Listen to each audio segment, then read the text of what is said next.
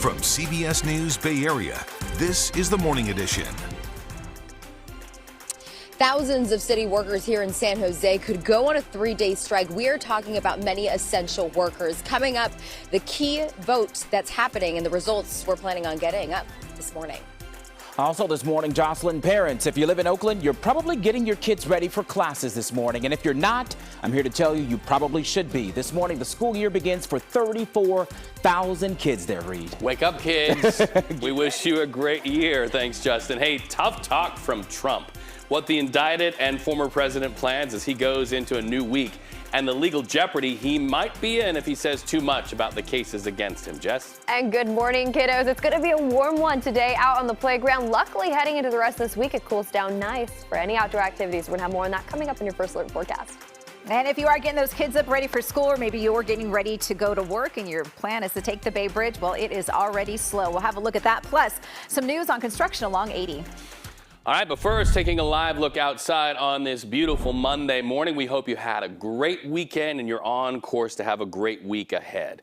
Let's get a check of your weather and traffic as we see those golden tones rising up over our beautiful hills, looking in on the cities. Jessica Birch, our meteorologist, is here. Good morning, my friend. Good Happy Monday. morning. Yeah. Are your kids heading back to school yet? No, they don't go back until next week. So this week is all about like book bags and clothes and all the stuff. Last minute Target shopping. Yeah. Oh my goodness. Lines at Target. Do you guys get the list?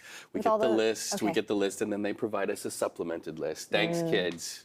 Awesome. My pockets are empty because of you. All right, let's take a quick look at what they can expect for the kids actually heading out today. It is off to a mild start this morning. We're pretty much all in the 50s and 60s, so grab the jacket, grab the sweaters. It's off to a cool start this morning, but later this afternoon, forget about the jacket if you live off into the East Bay. This is a live look right now down in the Santa Clara Valley. Clear skies right now for our friends near San Jose. Later into this afternoon, we're actually going to warm up pretty fast, at least in our inland areas. I mean, 90s off into our East Bay. We're also warming up into the 90s down into the Santa Clara Valley, but it's still nice and cool along our coast and off into the bay with 60s, all ranging along the peninsula. Now, later into this afternoon, we're going to see a little bit of clouds along that coastline, but for the rest of us, it's clear and sunny. We're actually sitting about 15 degrees above average for the first day of school anywhere from Concord, even down into Pleasanton. So prepare for that as you wake up this morning and get out the door. If you live along the coast like our friends near Pacifica and Half Moon Bay, cool and cloudy with those 60s. We're about 6 degrees below average. Now, a heat dome is still really impacting the Southwest. I mean, they're dealing with triple digits anywhere from Vegas down into Imperial, Palm Springs, even raging up into Redding too. But that heat dome, it's going to start breaking apart, and we're going to start seeing cooler temperatures as early as tomorrow, and we'll definitely notice that here in the Bay Area. I'm going to have more on how that'll impact you and how cool it's going to get in your local area coming up. Gianna? All right, Jessica, thank you. Let's talk about the Bay Bridge. Our good friend, the Bay Bridge, you can see all backed up already. Lots of brake lights and lots of people making that trek over into San Francisco. Metering lights are on and the backup just about to that Caltrans parking lot. So if you were thinking about getting ready to get the kids off to school or maybe get out the door and get to work, I'd start getting my coffee and getting going because it's only going to get busier as it does as we get a little bit closer to that 7 o'clock hour. So take a look at traffic elsewhere. We are still clear on 101. That gets the thumbs up. So does that ride along 280. No delays on the San Mateo Bridge, but there are brake lights building just a little bit along 880 as you head into Fremont. And of course, it's busy for super commuters. Good morning to you. You know what to expect if you're making that ride out of Tracy, getting into the Altamont. I will say this on the flip side, it is counter commute, but certainly slowing things down. Eastbound 205 right at Mountain House Parkway. There is a crash in the center divide, so a little slow there, slower than usual in both directions. Once you're towards the Dublin interchange, though, it is business as usual, and all lanes open on 80 this after weekend roadwork. Justin. All right, Gianna, if summer break feels like it went by pretty fast, it sure did. I'm not even a student. Well, I guess I am a student. I learn every single day. Anyways, today is the first day of school for 34,000 Oakland Unified students, and teachers in the district are returning with more than 15% salary increase and even more resources after hard-fought contract negotiations. You probably remember this. It was back in May. Thousands of teachers just flat out walked off the job for about 2 weeks, meaning there were no lessons inside the classroom for students. After labor negotiations, though, the district did agree to not just a raise, but even more support staff like counselors and even those common good clauses. Those clauses were aimed at improving social and even economic conditions, including a Black reparations task force. Parents and their kids were doing some shopping over the weekend, and parents tell us they are excited about this.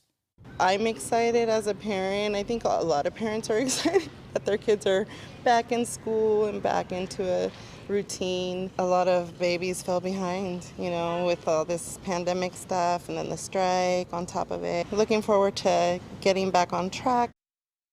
Yeah, we know a lot of things have happened in Oakland as far as the students and also the teachers. Neighboring districts like Berkeley, San Francisco, and Alameda, well, your classes start a week later than Oakland. Read. All right, and a shout out to the kids at Westlake Middle School. We hope you have a great year ahead. Happening today, two unions that represent nearly 4,500 San Jose City employees plan to announce whether to authorize a 3-day strike. So all eyes in that area right now. Our Jocelyn Moran is live from San Jose City Hall, where in just a few hours, the results of that vote will be announced. That could say a lot about the people who live in San Jose and the services they expect.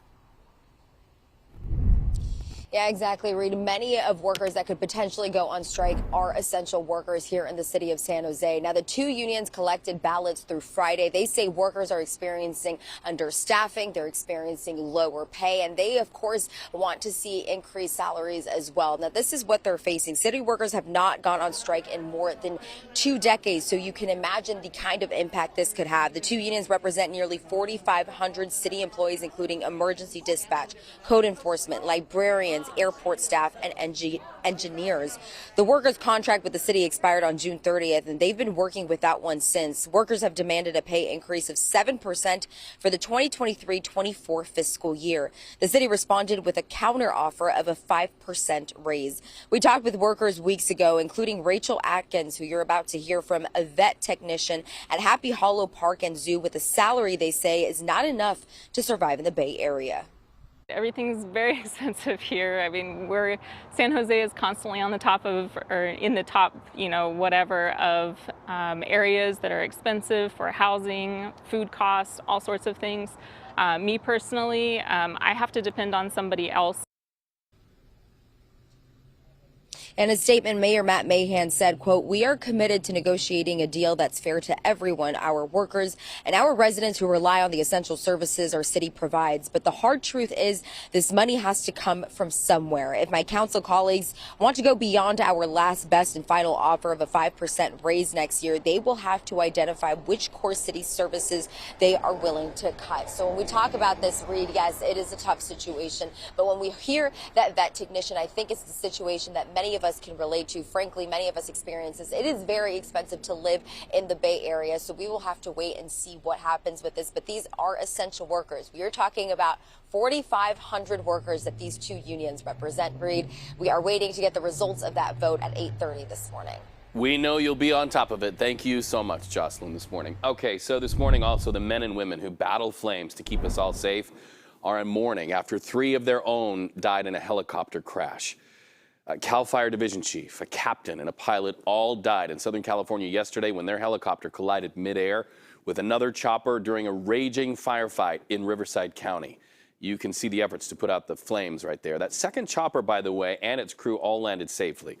So what started as a structure fire and ended in 20 acres burn now ends with the FAA and the NTSB on scene investigating.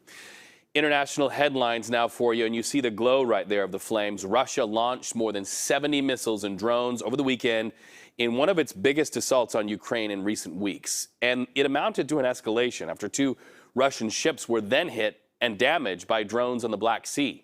In fact, Ukraine's Air Force said at least 10 of Russia's 70 missiles and drones evaded its defenses, hitting a blood transfusion center in the country's northeast, as well as a much-needed grain silo and a military airfield west of the capital, Kyiv.